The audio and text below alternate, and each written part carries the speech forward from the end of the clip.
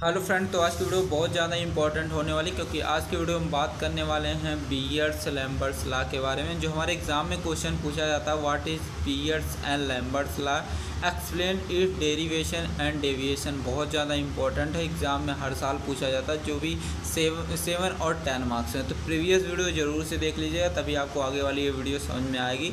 Important question और solution मैंने solve कराए थे 2 मार्क्स वाले, ठीक है। तो इसको जानने से पहले आपको स्पेक्ट्रोस्कोपी के बारे में जानना बहुत ज़रूरी है। तो स्पेक्ट्रोस्कोपी जो हमारा होता है 2 वर्ड से मिलकर बना होता है, spectro plus scopy. Spectro word का मतलब होता है लाइट, और स्कोपी का मतलब होता है टू डिटरमाइन या टू एनालिसिस, टू डिटरमाइन। जब हम लाइट की हेल्प से किसी भी सैंपल के बारे में पता लगाते हैं, उसको हम बोलते हैं स्पेक्ट्रोस्कोपी बोलते हैं। तो आइए समझते हैं कैसे। मान लेते हैं कि ये हमारा एक सैंपल है। अब हमको पता लगाना है कि इस सैंपल में हमारे ड्रग की कितनी मात्रा है। तो हम क्या करेंगे कि लाइट की हेल्प से इस सैंपल के बारे में पता लगाएंगे। आपको भी घर पे करके देख सकते हैं, वो मैं एग्जांपल भी बताने वाला हूँ, ठीक है। तो मान लेते हैं कि ये हम लाइट ले लेते हैं। अब लाइट को हम क्या करते हैं, यहाँ पे इस सैंपल पे डालते हैं इस तरीके से, ठीक है। अब यहाँ पे क्या हुई, कुछ लाइट हमारी एब्जॉर्ब हो गई, कुछ लाइट यहाँ पे इमिट हुई। मान लीजिए कि यहाँ पे 2 लाइट एब्जॉर्ब हो गई, 2 लाइट हमारी क्या हो गई, इमिट हो गई। तो इससे पता चलता है कि जब हमारी 2 लाइट यहाँ पे एब्जॉर्ब हुई, तो यहाँ पे पार्टिकल की संख्या कितनी रही होगी, 2 रही होगी। तो हमने लाइट की हेल्प से क्या किया कि पार्टिकल की संख्या, मतलब कि पार्टिकल के अमाउंट के बारे में पता लगाया, वही हमारा कहलाता है स्पेक्ट्रोस्कोपी कहलाता है। तो हमारा जो स्पेक्ट्रोस्कोपी होता है, ये हमारा बीयर्स लैम्बर्ट्स लॉ के प्रिंसिपल पे काम करता है। तो आई होप आपको इतना कॉन्सेप्ट समझ में आ गया होगा। अब आइए समझते हैं बीयर्स लैम्बर्ट्स लॉ होता क्या है।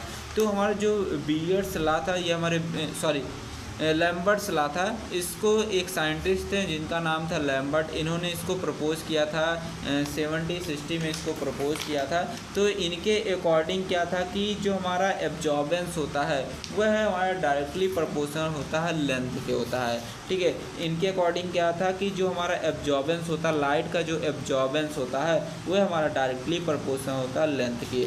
मतलब कि जितने ज़्यादा लेंथ में हमारा सैंपल रहेगा, मतलब इस लेंथ में कितने ज़्यादा लेंथ में हमारा सैंपल रहेगा, उतनी ही ज़्यादा लाइट हमारी क्या होगी, एब्जॉर्ब होगी। तो वही लिखा गया कि एब्जॉर्बेंस होता है जो डायरेक्टली प्रोपोर्शनल होता है लेंथ के। डायरेक्टली जब कोई चीज़ें रहे, मतलब कि ए वाला अगर बढ़ रहा है तो ए वाला भी बढ़ेगा। मतलब कि जितनी ज़्यादा लेंथ हमारी एल जितना ज़्यादा बढ़ता जाएगा, उतनी ही ज़्यादा लाइट हमारी एब्जॉर्ब होगी इस सैंपल में। ये हमारे कहे थे लैम्बर्ट साहब ने कहा था, ठीक है। तो यहाँ पे सारी चीज़ें लिखी गई हैं, इसको देख के यहाँ से लिख सकते हैं। अब देखिए जो बीयर्स लॉ था, तो बीयर्स एक साइंटिस्ट थे। इन्होंने 1852 में इसको प्रपोज किया था, जिसका नाम था बीयर्स लॉ था। इनके अकॉर्डिंग क्या था कि जब कोई मोनोक्रोमेटिक लाइट को किसी भी सैंपल से क्या करते हैं, गुजारते हैं, पास करते हैं, तो यहाँ पे क्या होता है कि हमारे जो एब्जॉर्बेंस होता है, वह डायरेक्टली प्रोपोर्शनल होता है कंसंट्रेशन ऑफ सॉल्यूशन के। मतलब कि हमारा ये मान लीजिए कि एक सैंपल है, इस सैंपल में जितने ही ज़्यादा में इसकी कंसंट्रेशन रहेगी, जितने ही ज़्यादा इसके अंदर हमारे सैंपल के पार्टिकल्स रहेंगे, उतनी ही ज़्यादा हमारी जो लाइट है वो हमारी एब्जॉर्ब होगी। यहाँ पे जितना ही ज़्यादा हमारा कंसंट्रेशन रहेगा, इस सैंपल का जितना ज़्यादा कंसंट्रेशन रहेगा, उतनी ही ज़्यादा लाइट हमारी क्या होगी, वह हमारी एब्जॉर्ब हुई थी। ये हमारे बीयर्स लॉ के अकॉर्डिंग था, ठीक है। अब यहाँ पे एक वर्ड आया है मोनोक्रोमेटिक लाइट। क्या होती है मोनोक्रोमेटिक? एक ऐसी लाइट होती है जो एक सिंगल वेवलेंथ की होती है, एक सिंगल कलर की होती है। मोनो का मतलब होता है सिंगल, क्रोमेटिक का मतलब होता है कलर। जो एक सिंगल कलर की होती है, एक सिंगल वेवलेंथ की होती है, उसको बोलते हैं मोनोक्रोमेटिक लाइट। एक आगे पढ़ेंगे मोनोक्रोमेटर लाइट। मोनोक्रोमेटर एक ऐसी डिवाइस होती है जो पॉलीक्रोमेटिक लाइट को मोनोक्रोमेटिक लाइट में कन्वर्ट करता है, ठीक। आगे पढ़ेंगे इसके बारे में। तो आई होप आपको बीयर्स लॉ के बारे में समझ में आ गया होगा। बीयर्स लॉ के अकॉर्डिंग क्या था कि हमारा एब्जॉर्बेंस जो होता है डायरेक्टली प्रोपोर्शनल होता है कंसंट्रेशन के। अब हमारा जो लैम्बर्ट्स लॉ था और जो बीयर्स लॉ था, इन्हीं दोनों लॉ को क्या कर दिया गया, आपस में कंबाइन कर दिया गया। तो हमारा एक लॉ निकल के आया जिसको बोला गया बीयर्स एंड लैम्बर्ट्स लॉ। तो हमारे जो लैम्बर्ट्स लॉ था, लैम्बर्ट्स लॉ के अकॉर्डिंग क्या था कि हमारा जो एब्जॉर्बेंस होता है या डायरेक्टली प्रोपोर्शनल होता है लेंथ के होता है। और जो हमारा बीयर्स लॉ था इसके अकॉर्डिंग क्या था कि जो हमारा एब्जॉर्बेंस होता है लाइट का वह हमारा डायरेक्टली प्रोपोर्शनल होता है कंसंट्रेशन के। अब इन्हीं दोनों लॉ को आपस में कंबाइन कर दिया गया जिसको बोला गया बीयर्स लैम्बर्ट्स लॉ बोला गया। अब देखिए दोनों में ए हमारा क्या हो रहा है, कॉमन मिल रहा है। अब साइलन कॉमन है और क्या कर लेंगे, एल इंटू सी कर लेंगे। इसी को बोला गया था बीयर्स लैम्बर्ट्स लॉ बोला गया है। तो अब इसके अकॉर्डिंग भी आप डिफिनेशन लिख सकते हैं। इसके अकॉर्डिंग कैसे लिखेंगे कि जो हमारा एब्जॉर्बेंस होता है लाइट का यह हमारा डायरेक्टली प्रोपोर्शनल होता है पाथ ऑफ लेंथ के और कंसंट्रेशन ऑफ सॉल्यूशन के होता है। तो इस ऐसे आप लिख सकते हैं डिफिनेशन बना के बीयर्स लैम्बर्ट्स लॉ का। ठीक है, अब क्या करते हैं यहाँ पे अगर प्रोपोर्शन हमें हटाना तो एक कांस्टेंट यहाँ पे यूज़ करेंगे तो ए इक्वल टू हो जाएगा अब साइलन एल सी हो जाएगा। तो हमने एक यहाँ पे कांस्टेंट ला के ऐड कर लिया, ये हमारा आ गया बीयर्स लैम्बर्ट्स लॉ आ गया। तो वही सारी चीज़ें यहाँ पे बना के यहाँ पे बता के लिखी गई हैं, सारी चीज़ें यहाँ से आप नोट कर लीजिएगा।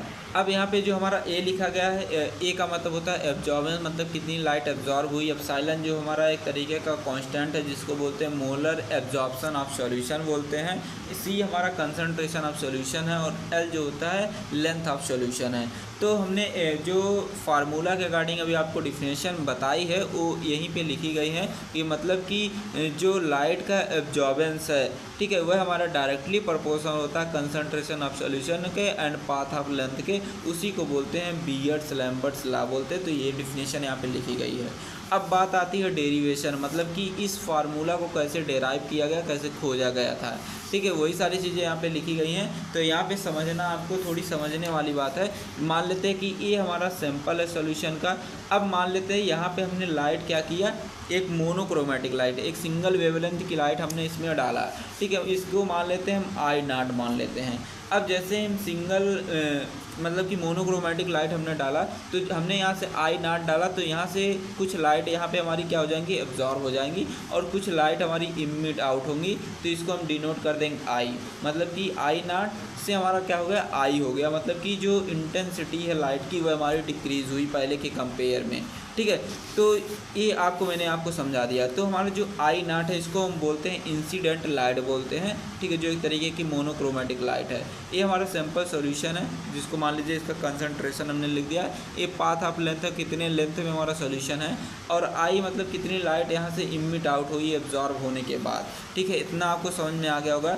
अब आइए समझते हैं कि यहाँ पे जो चीज़ें लिखी गई हैं। तो यहाँ पे लिखा गया कि जब कोई मोनोक्रोमेटिक लाइट को हम क्या करते हैं, किसी एब्जॉर्बिंग सब्सटेंस, मतलब ये हमारा एब्जॉर्बिंग सब्सटेंस है, इससे पास करते हैं कि तो हमारी जो इंटेंसिटी ऑफ लाइट है वह हमारे विथ रिस्पेक्ट लेंथ के वह हमारा क्या होता है, डिक्रीज़ हो जाता है। मतलब कि यहाँ से आई नॉट डाला हमने, लाइट यहाँ से इमिट आउट हुई, आई हुई। ठीक है, तो फिर आगे लिखा गया है proportional to concentration of solution and intensity of light. तो यह हमारा जो होता है decrease in intensity of light with path length, यह प्रोपोर्शन होता है कंसंट्रेशन ऑफ सॉल्यूशन के और इंटेंसिटी ऑफ लाइट के। ठीक है, तो आई होप आपको समझ में आ गया होगा। तो वही सारी चीज़ें यहाँ पे लिखा गया है फार्मूला बना के D I upon D L. जो हमारा डी लिखा गया, डी का मतलब होता है डिफ्रेंशिएशन। ये मैथ वाले समझ रहे होंगे, जो बायो वाले हैं वो नहीं समझ रहे होंगे। ठीक है, तो आपको इतना रट लेना है, डिफ्रेंशिएशन आई अपान डी एल हो गया। ठीक है, डायरेक्टली प्रोपोर्शनल कंसंट्रेशन और इंटेंसिटी ऑफ लाइट। जो हमारा माइनस साइन लगा, माइनस साइन का मतलब यहाँ पे कोई चीज़ें डिक्रीज हो रही, मतलब इंटेंसिटी ऑफ लाइट, जो intensity of light with respect किसके, जो हमारा एल दिया गया है उसके रिस्पेक्ट में directly proportional concentration of solution और आई इंटेंसिटी ऑफ लाइट। ठीक है, मतलब कि यहाँ चीज़ें डिक्रीज हो रही हैं इसलिए यहाँ पे माइनस साइन लगा। अब क्या करते हैं, यहाँ पे प्रोपोर्शन हटाएंगे, मतलब प्रोपोर्शन हटाएंगे तो यहाँ पे एक कांस्टेंट ऐड करेंगे जिसको हमने बोल दिया के कांस्टेंट। ठीक है, कांस्टेंट ऐड कर दिया, सारी चीज़ें लिखी गई क्या क्या चीज़ें, सी के equal to constant D I upon D I का मतलब होता है चेंज इन इंटेंसिटी। ठीक है, और डी एल का मतलब होता है change in distance, C is equal to concentration of solution, I is equal to intensity. ठीक है, अब क्या करते हैं कि दोनों इंटेंसिटी, ए वाली जो हमारी इंटेंसिटी है और ए वाली इंटेंसिटी है, जो पहले की है और जो बाद वाली इंटेंसिटी है, दोनों को क्या करेंगे, एक साइड कर लेंगे। तो इसको हम कर लिए, इस साइड कर लिए, और इसको भेज दिए इस साइड कर लिए। तो इस तरीके से हमने यहाँ पे लिख लिया है। अब इसी का क्या कर देंगे, हम इंटीग्रेशन कर देंगे, मतलब लिमिट के साथ इसका क्या कर देंगे, इंटीग्रेशन कर देंगे। इंटीग्रेशन कैसे करेंगे, I is equal to I naught करेंगे, at L is equal to 0 कर देंगे। ठीक है, I is equal to I at L is equal to L कर देंगे। देखिए कैसे, तो यहाँ पे I is equal to I naught हमने कर दिया।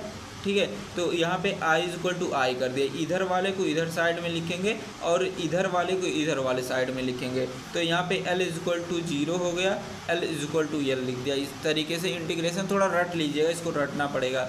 अब क्या करेंगे, इंटीग्रेशन को हटाएंगे तो हमारा यहाँ पे नेचुरल लॉग आ जाएगा। ठीक है, नेचुरल लॉग आ गया, आई अपान आई नॉट हो गया इज इक्वल टू के सी एल। अब आई अपान आई नॉट कैसे आया, तो यहाँ पे ए ऊपर वाला लेंगे, फिर उसके बाद नीचे वाला लिख लेंगे, आई अपान आई नॉट कर लेंगे। इस तरीके से हो गया। ठीक है, यहाँ पे हमारा के सी एल था ही, के सी और एल यहाँ से ले लेंगे। ठीक है, तो सॉरी के सी यहाँ से और यहाँ पे इंटीग्रेशन हटाएंगे तो ये हमारा डी हट जाएगा, एल लिख देंगे इस तरीके से। अब क्या कर देंगे, तो हमारा अब इस माइनस साइन को हमें हटाना है। माइनस साइन को हटाएंगे तो क्या कर देंगे, इंटरचेंज कर देंगे। इंटरचेंज कैसे करेंगे, ऊपर वाले को नीचे ले आएंगे, नीचे वाले को ऊपर ले जाएंगे। तो यहाँ पे नीचे वाले को हमने ऊपर ले आया और ऊपर वाले को नीचे ले आया, इस तरीके से। तो माइनस साइन हमारा हट गया। ए आई एन जो लिखा गया है ये हमारा नेचुरल लॉग होता है, मैथ वाले समझ रहे होंगे। अब इस नेचुरल लॉग को हटाएंगे, नेचुरल लॉग को हटाएंगे तो हमारा इसका होता है log 10 होता है, इस तरीके से लिखते हैं। अब log 10 का जो मान होता है, वैल्यू होती है 2.303 लॉग होती है। ठीक है, ये इतना होता है। और इसको क्या कर लेंगे, यहाँ पे लिख लेंगे, इसको हमने यहाँ पे लिख लिया। ठीक है, समझ में आ गया। अब क्या करेंगे, तो यहाँ पे क्या करेंगे कि जो हमारा इधर वाली चीज़ें हैं, मतलब कि जो 2.303 इसको क्या करेंगे, इस साइड लाएंगे, मतलब यहाँ पे लाएंगे तो हमारा हो जाएगा के अपॉन 2.303 CL हो जाएगा। इस तरीके से हो जाएगा। अब आपको याद रखना, इतनी पॉइंट आपको याद रखनी है। ठीक है, जो log I naught upon I is equal to होता है हमारा ए होता है, इतना आप याद रख लेंगे। और के अपान 2.303 इज इक्वल टू होता है एप्सिलॉन होता है। तो यहाँ पे क्या करेंगे कि जहाँ पे लिखा गया है लॉग आई नॉट अपान आई लिखा गया है, उसके जगह पे हम लिख लेंगे क्या, ए लिख लेंगे। तो इसके जगह पे हमने ए लिख लिया। अब इक्वल टू लगा, इक्वल टू हमने लगा दिया। ठीक है, अब क्या करेंगे कि यहाँ पे के अपान 2.303 जो हमारा एप्सिलॉन का वैल्यू जो होती, मान जो होता है इतना होता है। ये तो आपको पता है, सभी मैथ वाले को पता होगा, ये इतना वैल्यू होता है एप्सिलॉन का। तो अब इसके जगह हम क्या कर लिए, एप्सिलॉन लिख लिए। सी तो हमारे पहले से था, एल हमारा पहले से था, हमारा फार्मूला आ गया। तो ये हमारा अप्रूव्ड होता है कि ये हमारा जो फार्मूला था ये हमारा सही था। अब आगे बात करते हैं डेविएशन के बारे में। डेविएशन का मतलब होता है एरर या कमियां, मतलब कि जो बीयर्स लैम्बर्ट्स लॉ को फॉलो नहीं करता उसी को बोलते हैं हम डेविएशन बोलते हैं। तो डेविएशन मतलब कि जो बीयर्स लैम्बर्ट्स लॉ था उनके अकॉर्डिंग क्या था कि अगर हम क्या करते थे, एब्जॉर्प्शन को बढ़ाते थे तो हमारा जो कंसंट्रेशन सॉल्यूशन का वह भी हमारा बढ़ता था। मतलब कंसंट्रेशन बढ़ा तो उतनी ज़्यादा लाइट हमारी एब्जॉर्ब होती थी, इनके अकॉर्डिंग था। लेकिन क्या था कि पहले आपको ये जो डायग्राम दिया गया, ग्राफ बनाया गया, इसके बारे में समझा देते हैं, आपको बताते हैं फिर। ठीक है, मान लेते हैं कि ये हमारा एक ग्राफ हमने प्लॉट कर दिया। इधर हमने लिख दिया कंसंट्रेशन जो इस साइड बढ़ रहा है और इधर हमने लिख दिया एब्जॉर्बेंस लाइट का जो इधर बढ़ रहा है। ठीक है, तो अकॉर्डिंग टू दिस लॉ, मतलब कि बीयर्स लैम्बर्ट्स लॉ के अकॉर्डिंग क्या होता था कि अगर हम कंसंट्रेशन को बढ़ाते थे तो हमारा एब्जॉर्बेंस भी बढ़ता था। अगर इनका हम ग्राफ प्लॉट करें तो एक हमें लीनियर लाइन मिलेगी, मतलब कंसंट्रेशन बढ़ा रहे हैं तो हमारा एब्जॉर्बेंस भी बढ़ता जा रहा है। तो इसको हम बोलते हैं लीनियर लाइन बोलते हैं, इसी को बोलते हैं हम नॉर्मल डेविएशन बोलते हैं।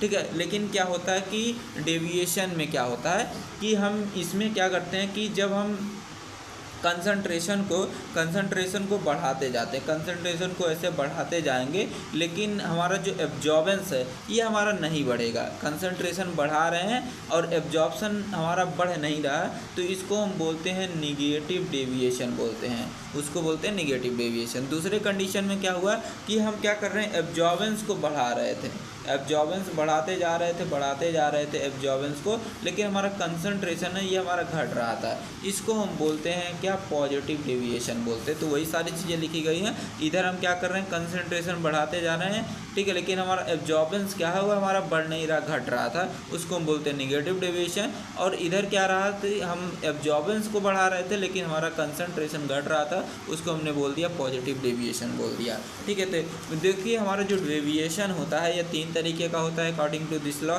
ठीक है, पहला हमारा होता है ट्रू जिसको बोलते हैं रियल डेविएशन बोलते हैं, दूसरा हमारा केमिकल डेविएशन, तीसरा आता है हमारा इंस्ट्रूमेंटल डेविएशन जिसको बोलते हैं स्पेक्ट्रल डेविएशन बोलते हैं।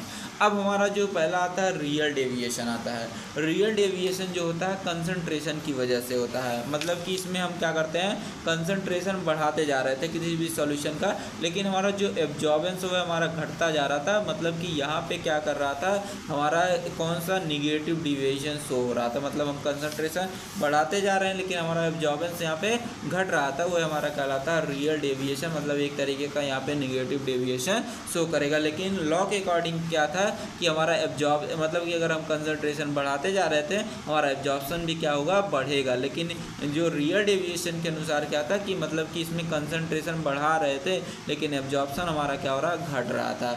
यह हमारा इसलिए होता है क्योंकि रिफ्रैक्टिव इंडेक्स की वजह से होता है। रिफ्रैक्टिव इंडेक्स का मतलब क्या होता है कि रिफ्रैक्टिव इंडेक्स में क्या होता है कि जब हमारी कोई लाइट वैक्यूम से किसी दूसरे माध्यम मतलब मीडियम फर्स्ट से मीडियम सेकंड में जाती है तो अपने मार्ग से थोड़ा हट जाती है, मतलब कि इसमें क्या होता है कि मान लेते हैं सॉल्यूशन है, ये हमने लाइट डाला, अब इसमें क्या होगा कि ये हमारा वैक्यूम है, वैक्यूम से हमने लाइट डाला, इस मतलब कि जो हमारा वाटर है, वाटर मान लेते हैं, मतलब एक मीडियम से दूसरे मीडियम में हमने डाला। अब यहाँ पे इस तरीके से पार्टिकल है, पार्टिकल में क्या होगा कि जो लाइट को इसे सीधी जानी चाहिए थी, लेकिन क्या हो गई ये इससे टकराएगी, इससे टकराएगी, इससे टकराएगी, इससे टकराएगी, मतलब कि एक ही लाइट कहीं से टकरा गई, मतलब कि यहाँ पे मतलब कि कंसंट्रेशन बढ़ा लेकिन एब्जॉर्बेंस सिर्फ एक ही लाइट की हुई। ठीक है, एज्यूम करिए, समझना सिर्फ आपको, मतलब कि यहाँ पे कंसंट्रेशन बढ़ा रहे हैं लेकिन एब्जॉर्बेंस क्या हो रही घट रही है, उसी को बोलते हैं रियल डेविएशन, मतलब एक तरीके का यहाँ पे नेगेटिव डेविएशन शो हो रहा है। अब दूसरा आता है केमिकल डेविएशन। केमिकल डेविएशन जो होता है यह मतलब कि कॉम्प्लेक्स फॉर्मेशन की वजह से होता है, पीएच चेंजेस की वजह से होता है, हाइड्रोलिसिस की वजह से होता है, हाइड्रोजन बॉन्डिंग की वजह से होता है, डिसोसिएशन एंड एसोसिएशन के बारे में होता है, जो आप पहले भी पढ़ चुके हैं सारी चीज़ों के बारे में। ठीक है, अगर ये सारी चीज़ें अगर किसी भी सॉल्यूशन के अंदर हो रही हैं तो वहाँ पे आपको केमिकल डेविएशन देखने को मिलता है। तो यहाँ पे समझ लेते हैं, मान लीजिए फिनाल है, फिनाल में अगर यहाँ पे ऑक्साइड मतलब ऑक्साइड फॉर्म में कन्वर्ट हो जा रहा है, मतलब एक तरीके का यहाँ पे क्या हो रहा है केमिकल डेविएशन शो कर रहा है। अब अगला हमारा जो आता है इंस्ट्रूमेंटल डेविएशन, जिसको बोलते हैं हम स्पेक्ट्रल डेविएशन। स्पेक्ट्रल का मतलब क्या होता है लाइट की वजह से ये हमारा डेविएशन होता है। इसमें क्या होता है कि मान लीजिए कि ये हमारा एक सॉल्यूशन है, ठीक है, इस सॉल्यूशन हमारा है, यहाँ पे क्या किया कि हमने एक पॉलीक्रोमेटिक लाइट डाली।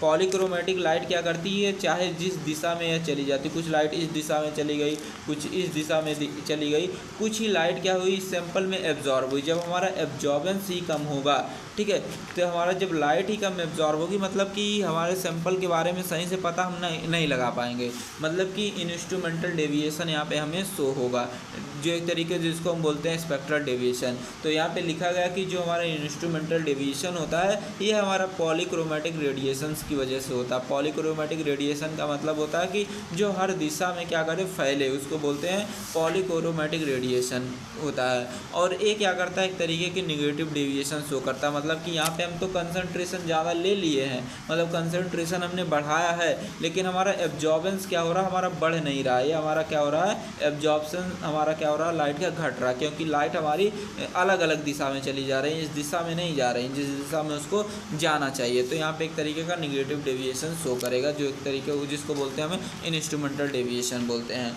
अब बात करते हैं एप्लीकेशन ऑफ बीयर्स-लैम्बर्ट्स लॉ।